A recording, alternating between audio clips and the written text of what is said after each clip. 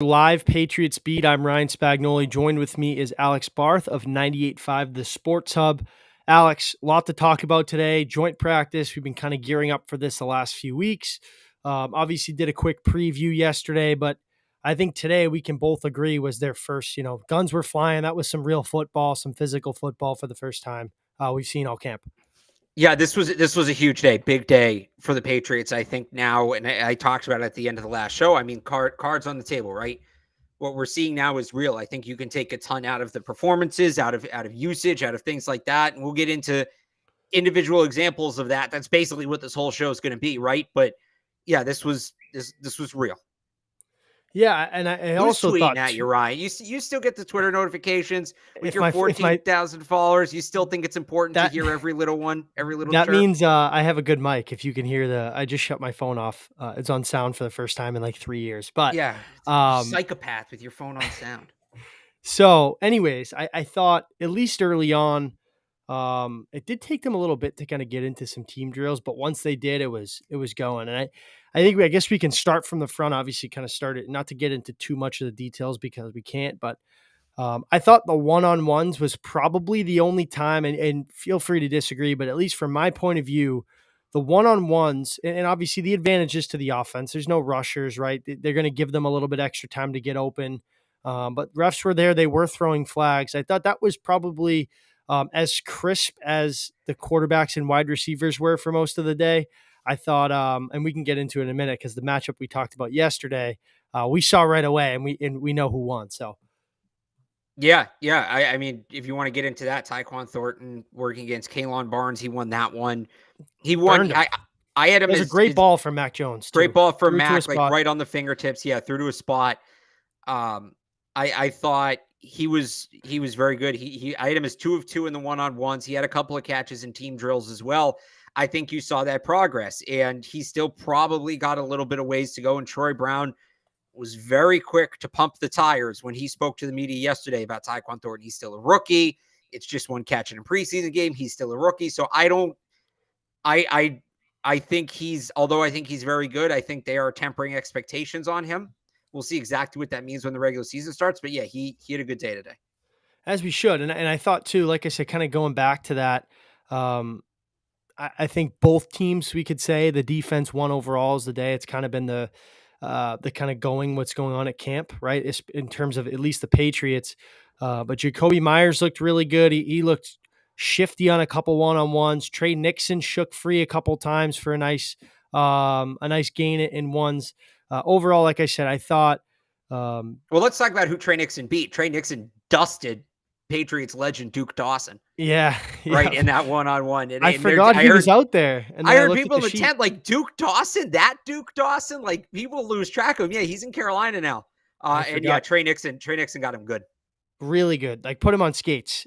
But yeah, like I said, I thought overall a better day for the offense, at least more prepared and more organized than I think we've seen.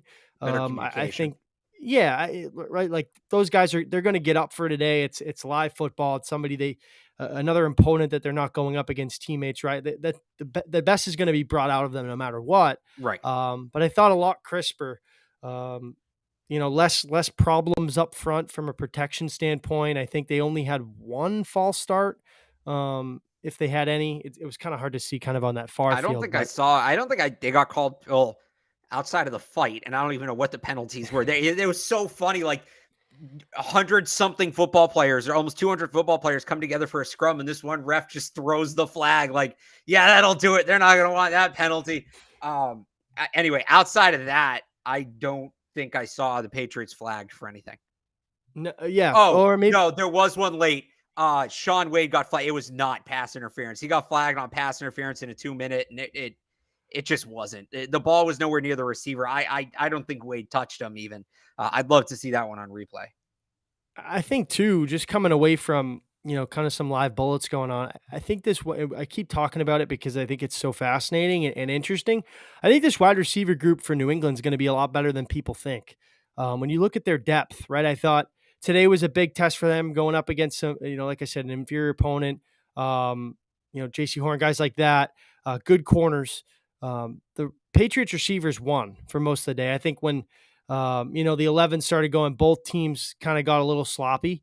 But in terms of their receivers, I liked what I saw, especially from Tyquan Thornton. Jacoby Myers was a winner today. I thought Trey Nixon looked pretty well, and Nelson Aguilar had a nice couple catches too in team drills. Yeah, I thought Nelson Aguilar had a good day again. I mean, it keeps getting interesting. This is the wide receiver battle where there's really no give. Even Kendrick Bourne, before he got thrown out of practice, had a couple of nice catches today. So it really is still, it feels like it's neck and neck. We should get the elephant out of the room too. Like that fight, that might, I've That only was been, legit. that was, That was both I've of them. only been covering, with being down there media wise for 3 years now.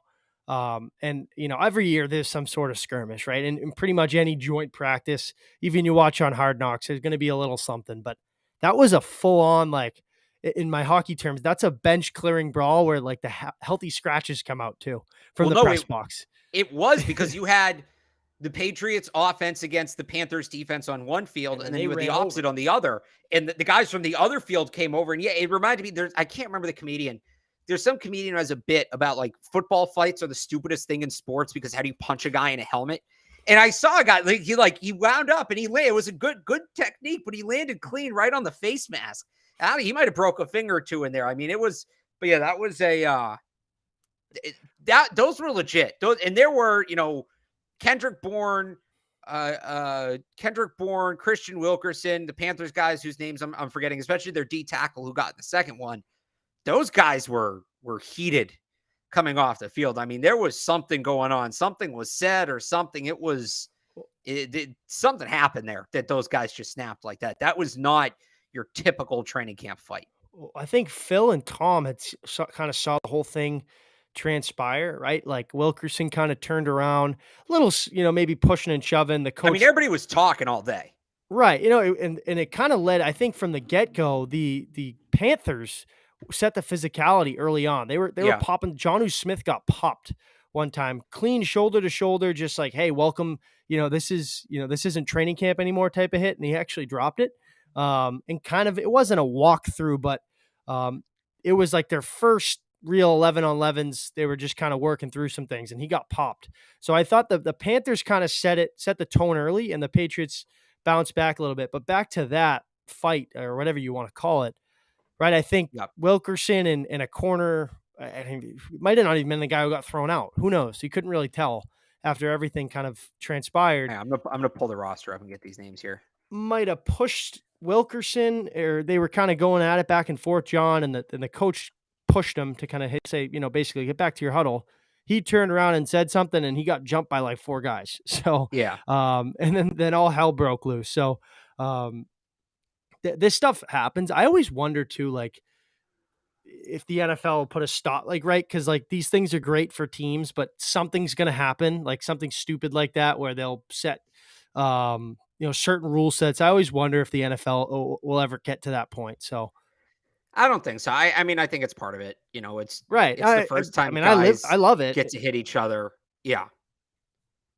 It's like I said though, the only good thing to kind of pull out of that, the fact that no one broke a finger that we know of on the Patriot side of things was that. Well, here's the good thing is, so when there was the Andrews Barmore fight, right? Mac tried to jump right in the middle of it. Which and then you love your quarterback being a leader, but yeah, you don't if you're the quarterback. So the fight happened and Mac like ran the other way. Like he ran towards the coaching staff. Like, look, because I think he got talked to about jumping into the fight last week. And I think he kind of ran over to the coaching staff to be like, nope, I'm over here. I'm not involved yet. And the other funny thing was literally right before, because no one's questioning his toughness either. You know what I mean? Like he took enough hits. It's like, you don't got to get in the middle of that, bro. We need you for the year. Well, on that play, like the play preceding the fight, right, where Matt completes the ball to Wilkerson, there was actually pressure from Brian Burns, and that was the one coming in, right? Will Mac and Burns, will there be anything there after last year? And I happened to know, I watched the interaction. I happened to notice they kind of shook hands. Burns gave Mac a little tap on the head, like, hey, how you doing? And I was like, oh, what a nice moment. And then I hear people start screaming. I look over, I'm like, all right, never mind. But yeah, we can we can get back to the football here, but yeah, it was, it was something. It was really something. And no, the quarterback does not need to join the fight. I know you want to think, yes, your leader should be in there. Your leader should be representing.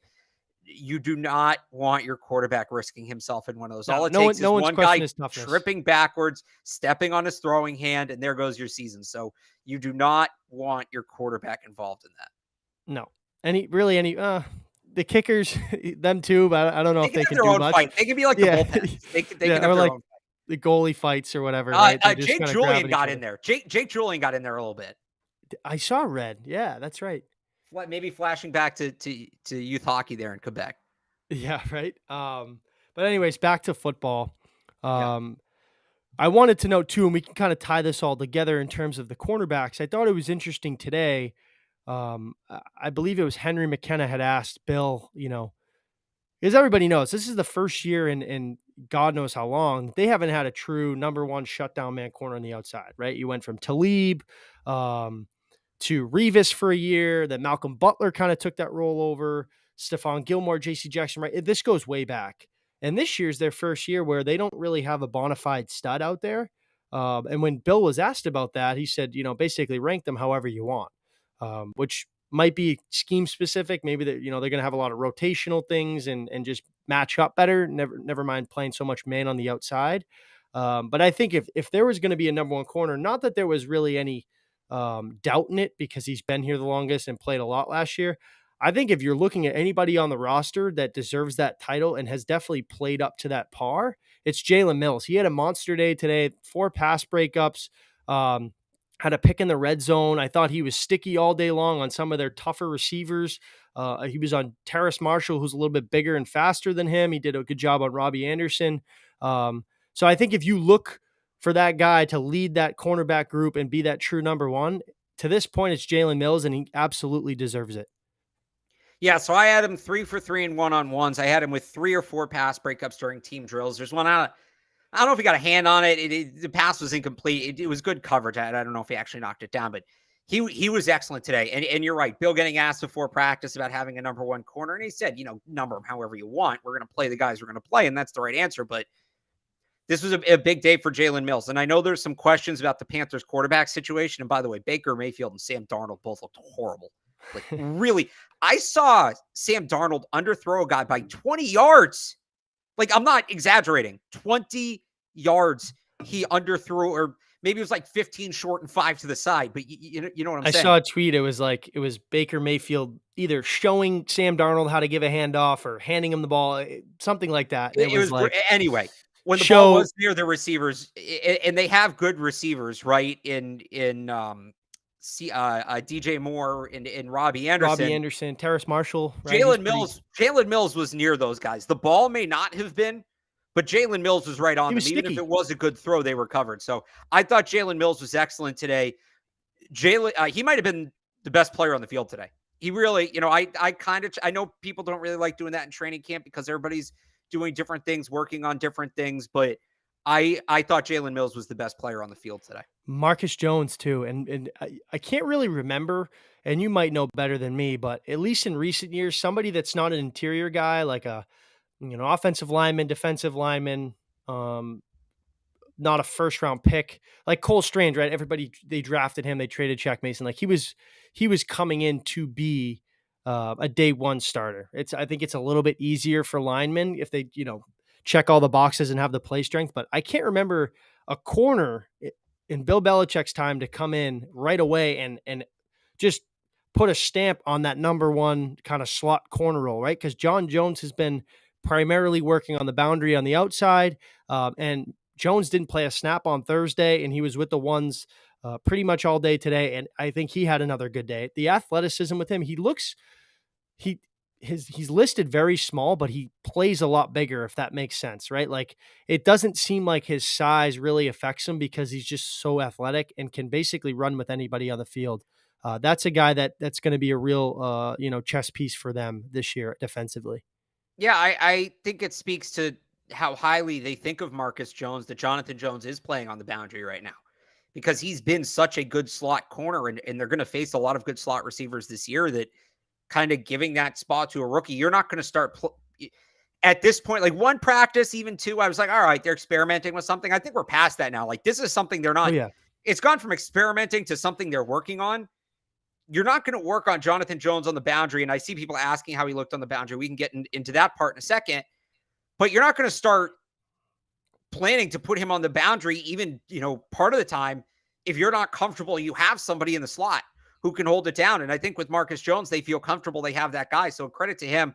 As for John Jones on the boundary, because people keep asking, he had his moments today. I think it's still, he's still learning.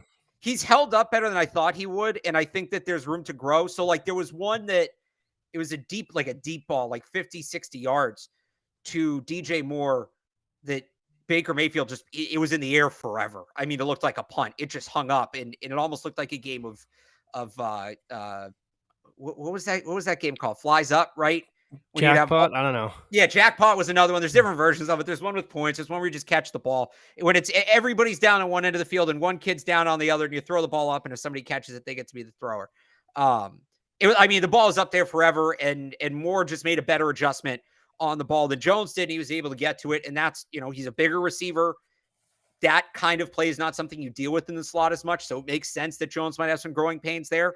But they go into those 2-minute drills at the end of practice, which each team ran 2. I think that the Panthers did 2 minutes. I think the Patriots did like 1:20 each. But Jonathan Jones was quarterbacks were 0 for 3 targeting him during that drill on the boundary. So he was better there. You kind of saw the growth again. And I don't know. This was practice, right? They're working on it. In a game against a DJ Moore, that might be a game where Jonathan Jones doesn't play on the boundary. I think this is going to be a matchup thing where they're testing it now, but I don't know that that's a matchup they'd give him in a game. I think they wanted to see how he'd do it. But you saw some flashes of it. Like you said, it's a work in progress, but you saw some flashes of it. Yeah, and I think, too, second on the corners, Jawan Williams obviously noted today the shoulder injury is likely to be out the rest of the year. Obviously was probably a cut candidate, in my opinion. I don't think he's stood out at all. Had a tough preseason game. Somebody that just hasn't worked out basically like everybody else from that draft class, unfortunately. But obviously it gives an opportunity for guys like Shaun Wade, even Jack Jones, to get a little bit more reps and some more opportunity. And I thought Shaun Wade did a really good job today. He had 2 picks towards the end of practice. Another guy that has looked good in limited opportunity. I thought he looked good at Thursday night's preseason game. Somebody that can play, I think, both in and outside. He's more so, we've seen him on the boundary, and somebody that's, been a tough cover for a lot of, or tough cover. I don't even know if I'm saying the word right. No, you're right. Me. But he's been sticky. He's been somebody that they can lean on, and he's kind of a bubble guy for that corner group. But I think every time he's given an opportunity, he's made the most of it. And I thought today might have been his best day at camp. Yeah, again, I think that competition, especially with Malcolm Butler not practicing the last 2 days, again, I think it's Butler, Miles Bryant, and Wade for that last cornerback spot. It's really getting close. It really is. And at this point, look, I wrote my roster projection Friday night and Saturday. I put it out on Monday, but things might have shifted. It's really one practice, but that's how impactful these practices are. If I were to make it again today, I don't know that I put Butler on. I think I'd have a really tough choice between Wade and Bryant, and I might look for a cut at another position to get one of those guys on. And sticking on defense up front, I thought the Patriots dominated, especially Christian Barmore. He had I think it was 2 or 3 would-be sacks.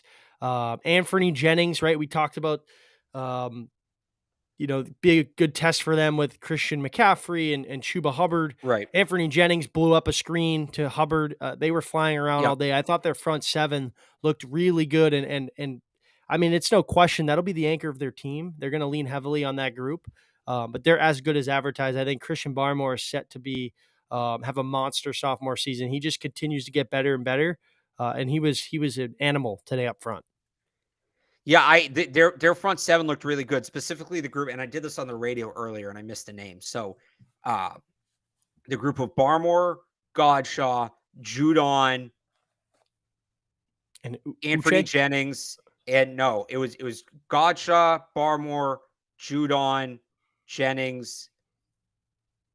I forget it. I got to pull it. Anyway, those five, it might have just been those 4.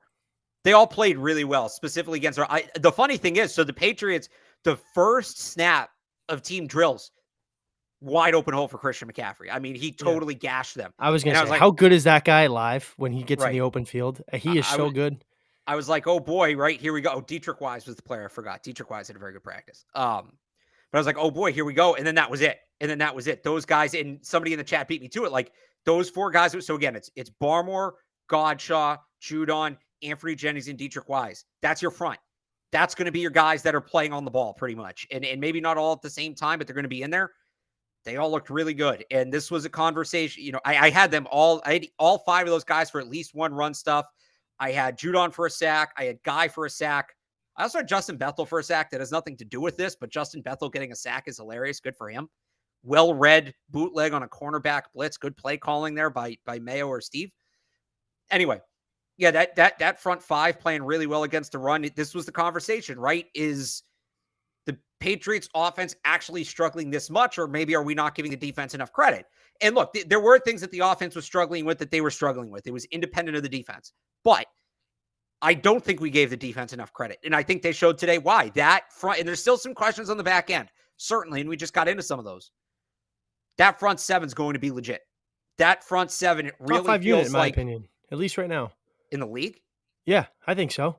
Okay. I need to see a little more. I need to see I'm how it not shakes getting up. hot takes. I mean, Let's mark the tape here on that. I'm not saying it's impossible. I think it's early to make that declaration. But let's mark the tape. I mean, here you and could read on make that an one. argument last year for what was it, 3/4, 3/5 of the season that group was. Obviously, they tailored off towards the end of the year. Wasn't. Judon was. Yeah, but I mean, he's getting a lot of those because of how line works, right? Like he's getting his because other guys are getting double teamed. Like they did a really good job. I thought that front was really good early on last year. Well, okay, so and their secondary was better, so it obviously it helps. But yeah, I don't think it's that crazy, to be honest. No, I definitely think it's possible. It's more just like it's very early to have that take. Like we don't know some of these other teams. There's still position battles going on, right? We can come back to that. We'll come back to that a couple times this year. I know it's a good point. I think, and you talked about it there, right? Judon and Barmore caused the trouble. And I've said this before on this show. I've said this before in a number of shows. It's, can they get that third guy on the other side so teams can't focus their protection towards Judon, right? Set the protection on Judon and Barmore and basically leave the strong side one-on-one. Can they get somebody who's going to make teams think? And I think Anthony Jennings may be that guy, just how he's looked so far on camp. Again, they don't need another Judon on the other side. They just need somebody good enough that you can't double Judon and double Barmore and leave that guy single blocked every time, to the point where you've either got to scheme it, you got to pass guys off, you got to leave a running back or a tight end in the block, like something like that to make other teams think. That's kind of what happened today. Like you saw guys up front, again, those 5 guys I named, they're playing off each other. They're freeing up each other. It's combinations, things like that. That's what they struggled to do last year. That guy on the other side, especially in the pass rush, just wasn't always consistent. Whoever it was, whether it was Van Noy, whether it was Uche, they were rotating through. I'm wondering if they have that guy. And you touched upon him a little bit, but what a kind of a, I don't want to say a turnaround, but a surprise maybe of how well and how much playing time Anthony Jennings has got. We didn't see him much as a rookie, and that was the COVID year, and that unit was kind of a mess because they had the opt-outs. Last year, I don't even think we might have saw him for 1 or 2 practices, and then he was done for the year. I don't even really know what it was. It a shoulder or like a bicep tendon, something like that. And he came back, and I think, this spring, early on, maybe even the summer before training camp, a lot of people might have had him not even as like a surprise cut, but hey, this guy's got to really play well to make the roster given the depth at that position. And he's strung a lot of good days together. And like you said, he's on that first team defense for a reason. And somebody that I think is really going to help that turnover of, guys who've played a lot of snaps for you over the past couple, past 6-7 years with Hightower and Van Noy and Collins. He looks like a real player and somebody that's going to help contribute to that front 7. Yeah, I would agree with that. So, sticking, I guess, offense, like you said, we'd spent 20 minutes on the defense there. So you can kind of tell who won the day for both teams. I mean, the defense, the story, you take the fight out, the story of the day is the defense looked, especially the front, looked unbelievable. And it's beyond the Panthers having no quarterback. And I don't think PJ Walker got any reps, even though he's the best quarterback on the team, and that's a shame. Wow. Give the XFL MVP some respect, please, Matt Rule. But And the It goes gift of beyond the Panthers not having quarterbacks. how much did Corral get too? Because we can get into that. Just quick note that they gifted the Patriots a third round pick in this Yeah, year's third upcoming draft they to just go out basically and trade for Baker. so they traded a fourth in the draft and then a third that's coming up this year for that They moved third. up 30 slots. It was like So 122 to 92 or something. they basically, and then with the fourth rounder they got from the Panthers moving back, they took Bailey Zappi. Yes. So they basically added a third to take Bailey Zappi over Matt Corral, which, by the way, Bailey Zappi, better prospect than Matt Corral. Panthers blew that one. And like you said, they have now Baker, Sam Darnold, and Matt Corral. And I know Corral's younger. And You know, PJ Walker. Will you please respect I'm saying the MVP of the XFL? Big time college football quarterbacks, the big names. They have 3 of them on the roster, and they don't know what to do with either of them. Matt Corral's a big name college quarterback. Last year he was. He was talked. It was mock drafts of him going in the top 10 halfway through the year. Before those the leg went away real quick. I never saw it with him. I'm not hyping him up by any means. I didn't see it. He was an athletic I never kid. saw it with him either. A poor man's. I mean, probably better thrower. All right, than Ole Manziel, Miss but finished 11th ranked 11th last year. I'll give you that one. yeah, they just spread it out and they scored. They ran they just ran it up on everybody.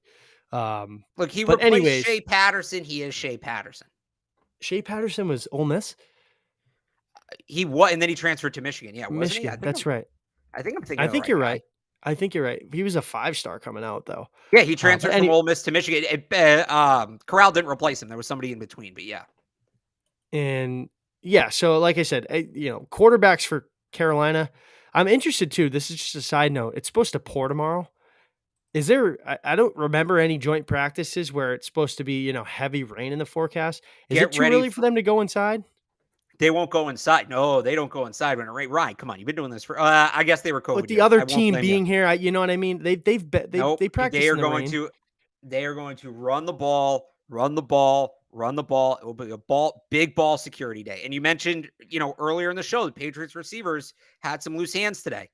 Bill's going to see that. He's going to see the rain. He's going to get all excited. Going to be a big ball security day tomorrow. Yeah, no, he loves it. They might not throw a pass. They might not. I'm kidding, but it's going to be a run heavy day, a ball control kind of day tomorrow. I would bet that. Right. So, anyways, like you said, the defense won the day. I think it's been the story of camp.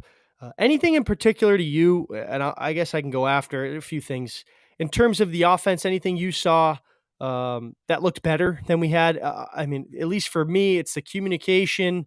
They looked more organized up front, better with their protections. You could hear their offensive line coach. I'm blanking on his name. It's Patricia, but he's obviously working with the offense. Their assistant, Billy Yates was, screaming good things, right? Like awesome job with the protection. That basically they won reps. At least when they did the team period stuff kind of in front of us before the gun stopped firing. I thought that was the biggest thing. The offense was still a little slower in terms of, their consistency moving the ball, but I think it's been better since, last week the sky was falling, and it's definitely taken a turn from there. Yeah. So I'd add on that in causation does not equal, what is it? Causation does not equal correlation. Is that the saying? I don't know. We'll say it is. Yeah, we'll say it is. It's basically that just because one thing in another line up doesn't mean that they're directly related.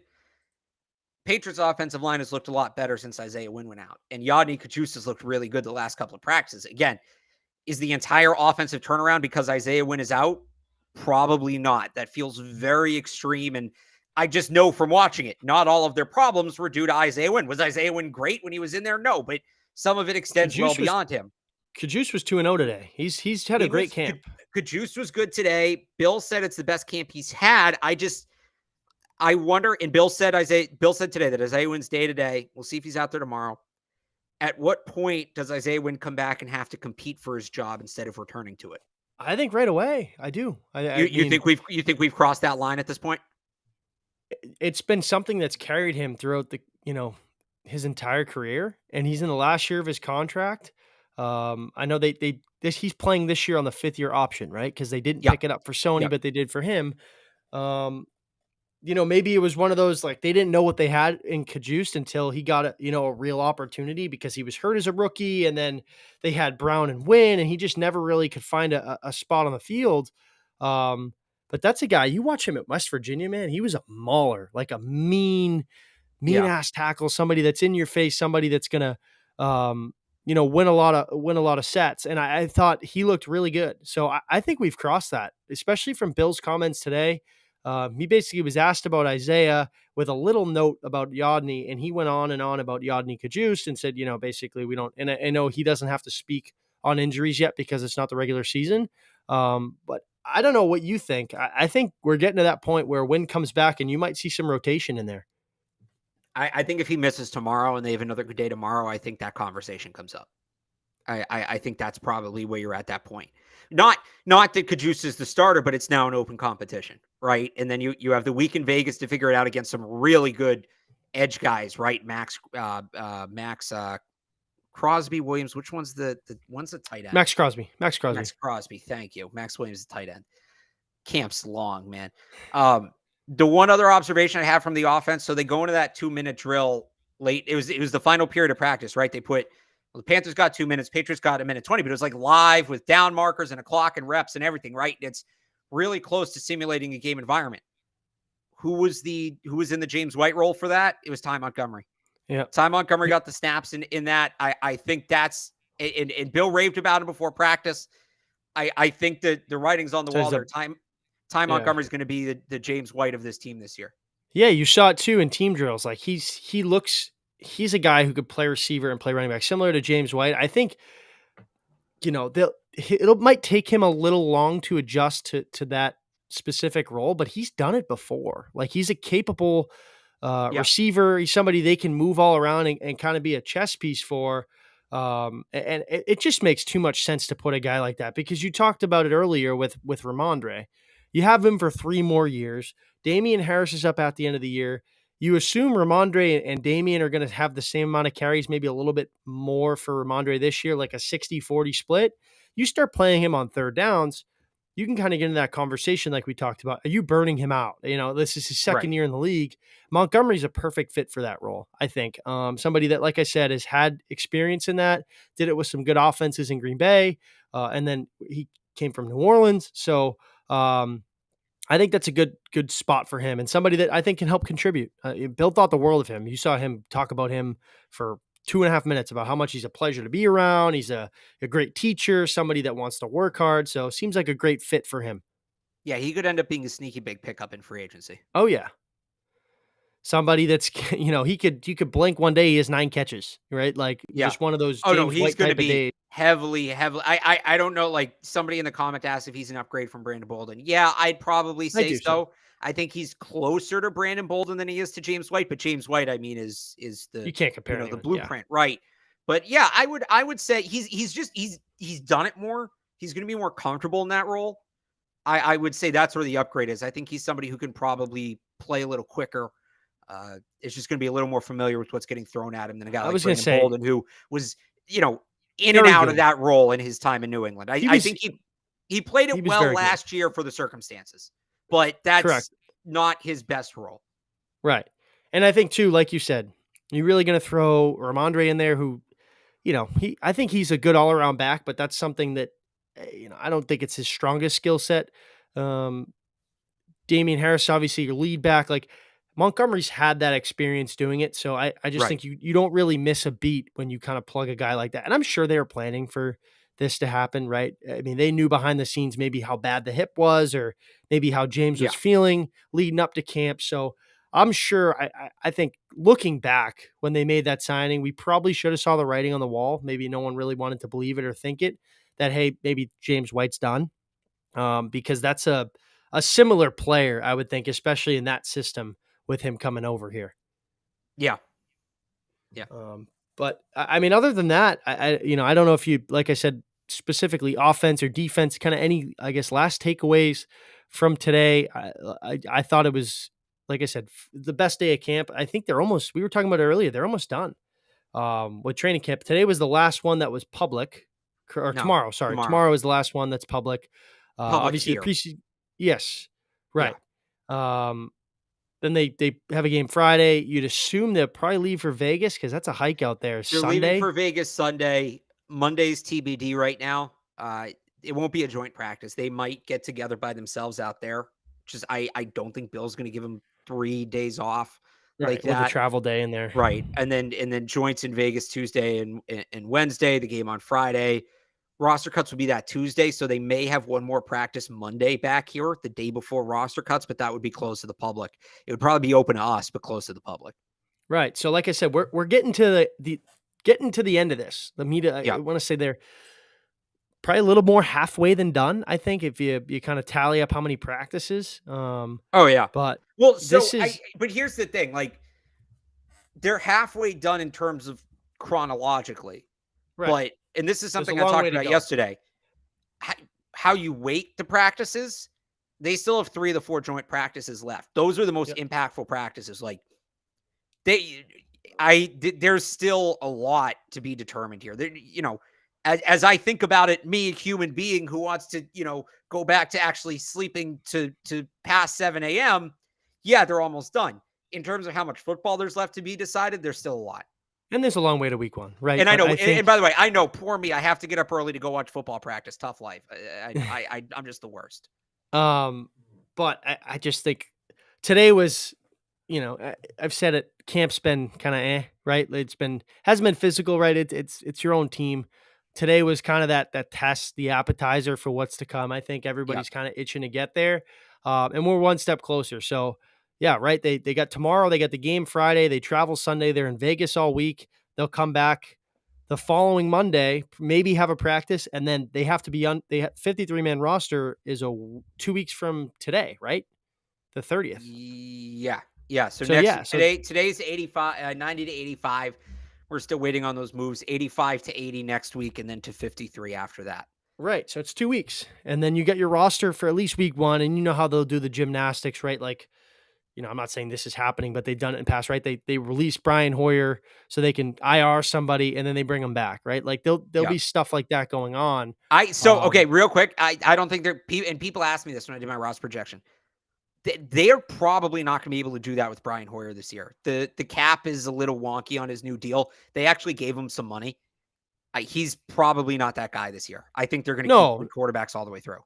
they should, and like I said, that's just an example of what they'll do. No, right? it's an Like, example of what they did. That's not like at you. Like it's a good example yeah, of what they did last year. There's going to be that kind of stuff, but I don't think, I think you Hoyer. have to. People have been asking me if Hoyer's going to be that guy this year. I don't think they do No, it just based on the money.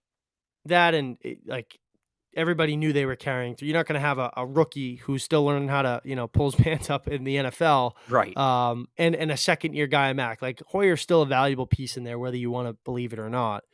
But yeah, football's coming, man. It's pretty close. That 53-man roster will be interesting. I still think there's some bubble guys, some guys to have some big days. LeBron Ray had another good day. Speaking of, bubble guys, tip pass led to a Shaun Wade interception. Sam Roberts, kind of tough to see kind of in the trenches. He's another guy that could potentially find a way with his ability to play on special teams.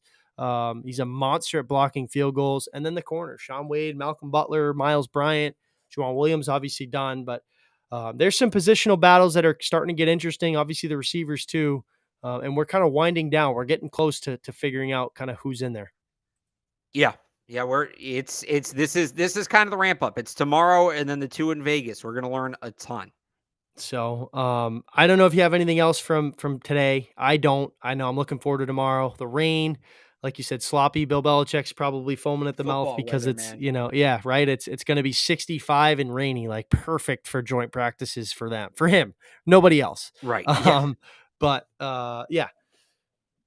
Yeah. No, I think I'm good on it. And I don't really know if there's a Boston Sports Minute, but we were talking earlier because something came out today. For all you I'm not a big video game guy. I'm really not. I'll play MLB The Show, for a little bit. I just play sports games. Not really into Madden. It's kind of the same game, but that's another story for another time. But NCAA football is coming back in 2024, so that would be next year. 2023. I thought. I think it said 24 for 24/7. So that would be like a year and a half. Anyways, they're going to have Road to Glory. Anybody familiar with the game? You start in high school, you get scholarship offers, you play all the 4 years. They're going to have dynasty mode, franchise mode, the same game, probably much better. I told Alex I'm going to put in for 3 weeks vacation right now for whenever that game comes out, because you got to leave me alone. That's going to Yeah. be the best video game. It still is to this day. If I had a Xbox or PS2, I'd play NCAA football 12. By the way, it's NCAA football 24. They number the games a year ahead, like Madden, right? Like Madden 23 just came out, or it's just Right. coming out. Okay. So So yeah, it's it's next year. NCAA. So it's NCAA football 24 coming out next year. First off, if Evan knew we were talking about this on his show, he would lose his mind. I will send him this clip. He is going to be in shambles. Yeah, I can't wait. It's That's a ton of something we fun. talked about all the time, though. You know what I mean? Like, remember Right. that game? Like, It's that game, honestly, like it is got me into college football, and got everybody knows how closely I follow the draft. And I think a big reason this show is popular as it is the draft coverage is, that game's a big reason I cover the draft like I do. It got me interested in it. So I'm excited it's coming out. I'm going to need wellness checks that week. I don't know if I'm going to eat or sleep or whatever. Like, there will be no Patriots beat that week, at least not with me. I'll tell you that right now. We'll be talking on party chat instead We'll of here. pre-record. Yeah, we might have to do it live on the game. Don't expect to hear from me unless you want to hear how many times I took Coastal to the Natty. But in between that, Madden taking a big step this year. It's good for the game of football, man. I think this is like, baseball missed this. The show was so limited. These games help grow the game. They really do. And yeah, for sure. I'm excited for that game to grow college football. It'll be a blast. So that's it for us. Obviously, if you want any content, follow Alex at 98.5 The Sports Of. He's had a ton of stuff out on today's practice. We'll both be there tomorrow, have our thoughts via Twitter, and then we'll break it down probably around the same time tomorrow night. So looking forward to another day of joint practice. Hopefully the offense shows up a little bit more than the defense, but I think things are rolling in the right direction for both units. So Sure. we'll talk to everyone tomorrow.